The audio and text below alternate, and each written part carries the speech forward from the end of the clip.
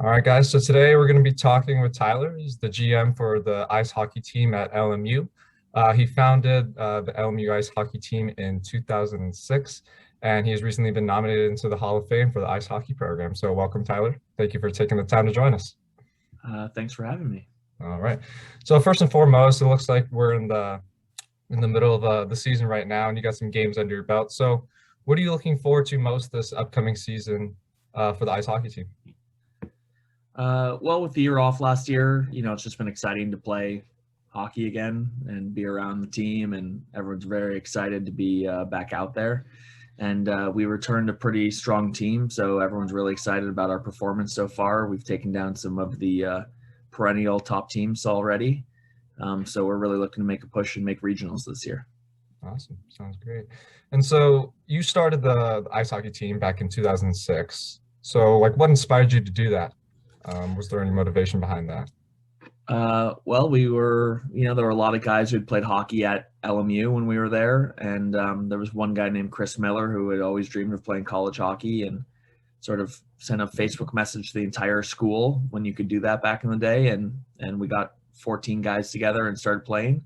And the year after that, I took over the team. And, just hockey is a great sport, and we always wanted to be able to play for LMU, and it just wasn't offered. So we made it, and we've grown it ever since.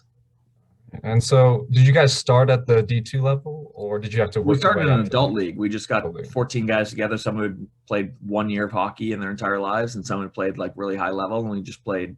It's called beer league for hockey. We played beer league with a bunch of other old men.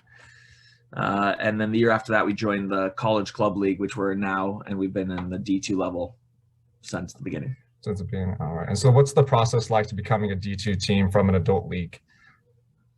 Well, it's just a lot more regimented. You have to make sure you have enough players. They're all eligible to play via their GPA or the number of classes passed. I mean, we have very strict rules as far as, I don't know if it's as strict as NCAA, but strict rules as far as GPA and all those requirements that you have to get in. And then scheduling with teams who don't know you was tough early on. And so you sort of start out and take what you can get, and then you build credibility over the years, and you grow. And we're sort of at the point where we're a really well-known team and respected team at this point. So we can sort of schedule whatever we want. Awesome. So do you foresee us reaching any higher levels of competition, D1? Well, I mean, maybe? the goal is to play NCAA D1 hockey, D1? Yeah, build an of ice course. rink on campus. That would be awesome. Mhm. Until I or one of my hockey confidants wins the lottery, I'm not sure that's going to happen. But yeah, it's certainly the goal, and we've talked about it a little bit around campus and with some people, and it would be great. I think LMU is actually a perfect spot for NCAA D1 hockey. We don't have a football team. There's a lot of basketball teams. It's tough to be good at basketball. And people would come to LA to play D1 hockey. So I think it's a good opportunity, and we'll see where that goes. But in the meantime, I think we'll probably stay D2, ACHA, and there's a higher ACHA college club level, ACHA D1. It just requires more money and more travel because there's no teams out here. So potentially could make that jump, but I think right now we're just going to stick here and just try to be one of the best teams at the D2 level. Yeah, so you kind of touched on it about hockey gaining a little more popularity at LMU. So, people usually associate hockey with, or ice hockey with, the East Coast, right? There's a lot of big schools on the East Coast that play D1 hockey. So do you think hockey is gaining more popularity on the West Coast? Do you see that the sport growing on this side of the country? Yeah, I mean, hockey is professionally, I think you have to look at professional levels generally to see the general mood about a sport, and hockey is more popular than it's ever been globally and around the U.S. There are more teams every year. There seems to be another team added to D1 hockey. The thing about hockey is D1 hockey has about 61 or 62 programs right now. First, you look at NCAA D1 football has 300-something programs. NCAA D1 basketball has 350 programs. So there's obviously a lot of opportunity. And the thing I like to say about our level is, we play D2 ACHA hockey. Yeah, but if you had the same number of D1 hockey teams, some of our guys would be playing D1 hockey.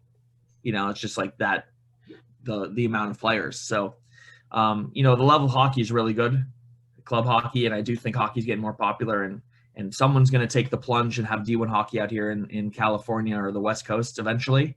And, I'm just consistently trying to push to see if it could be LMU, because, again, I really think it's a good opportunity for the school to have a sport that can stand out and actually be consistently good. Yeah, it's definitely something to look forward to. All right, so we're going to shift gears a little bit. And so what our company does is we like to help high school players who are looking to get recruited. So we're running from your perspective. What do you look for in recruits for your program or for the ice hockey sport in general? Well, obviously, we're looking for kids who've played higher levels. But, the one thing at any college sport level, but especially in the ACHA club sport level, is you want guys who are committed and really want to continue to play. We have a lot of kids over the years who've come out here and they played really high level hockey, and they're just not, they're either over it or they're not committed, and they wash out of our program, and it ends up being a big waste for us because, we have this really good player and it could have been a really good team that year, and they're more of a distraction than they are a help. So I think primarily we want guys who are committed, they really want to play, and who want to see the team succeed.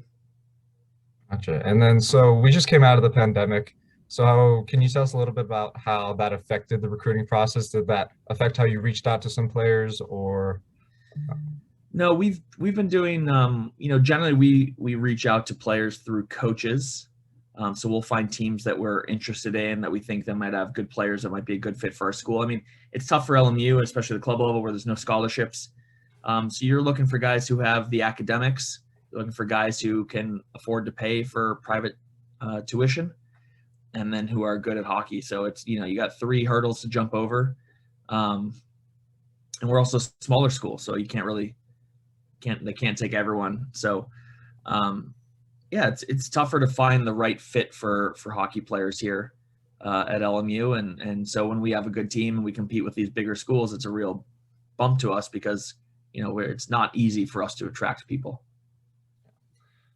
So as the GM, all right, you're in charge of the recruiting a little bit. Are there any misconceptions in general about the recruiting process that, a lot of high schoolers may get caught up in? There are so many. Yeah. Number one, and for hockey,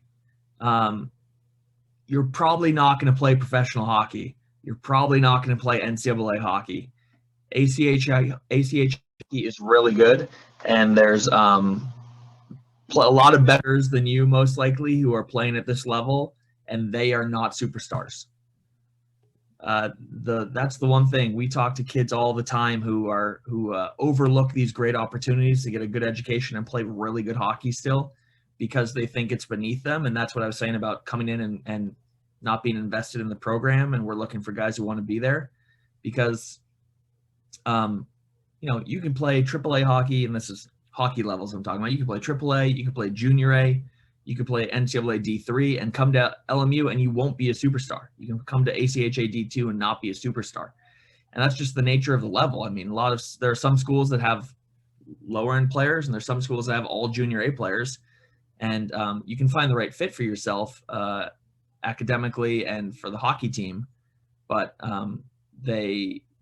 I think people look down on these club sports when they maybe view them more as intramural, and that's just not the case. There's just not funding to have 300 D1 hockey teams across the country.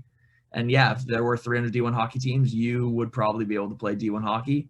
And there's just not that funding. So it trickles down. The talent trickles down to these club levels, and the club levels are really good still. Yeah, totally agree. So a big thing in the recruiting process, and I don't know if this applies specifically to LMU, but it's the scholarship process. All these high school students want scholarships. And like I said, I don't know if it applies at LMU, but do you have any knowledge that you could talk about the scholarship and what athletes should do to pursue some scholarships? Well, generally, scholarships only apply to D1 sports and NCAA D1 sports. So all club level sports don't get scholarships from the schools, aren't technically allowed to give scholarships, even if they found some sort of loophole with their school. Your best bet is to get in for our level is to get in with the team, talk to the team, and see what they can do as far as helping you get some sort of merit or financial aid scholarships in that realm. If you're desperately looking for a scholarship, I mean, again, this goes to the be realistic about your opportunities. Um, there are great opportunities out there for everyone, and it may not be where you were hoping it would be, but you can still play really good hockey and have a great hockey culture and play on a great team with, some of the guys will be your best friends for the rest of your life. Um, and you may not get a scholarship to play D1 hockey for that to come true.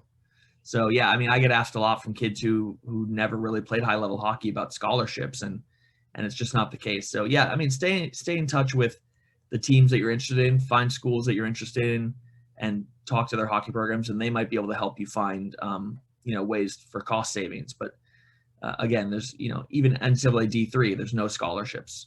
Ivy League schools, there's no scholarships for even D1 sports. So the scholarship thing is tossed out there like it's a big thing, but it's really not there's not a lot of opportunity for scholarships. Yeah. And then we'll just wrap up with one last question here. So what are you most grateful for being the GM of the LMU highest hockey team? What's something that you're thankful for? I am grateful to watch something that not only myself, but a lot of people who've come through the program over the last 16 years have built. Again, we started out and we lost our first game 13-1 to a team that wasn't even that good. And now we're playing with the best teams and we're well respected, and just to get to meet everyone. Like I said, I think the greatest thing about team sports is that you make friends.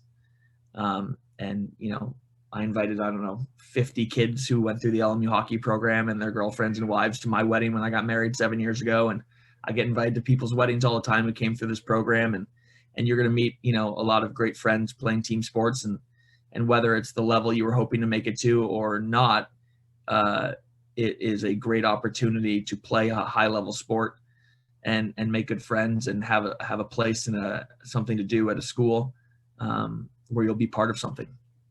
And Awesome. it never hurts to go to school for 4 years and wear your school's logo across your chest and compete, for something that you'll remember for a long time.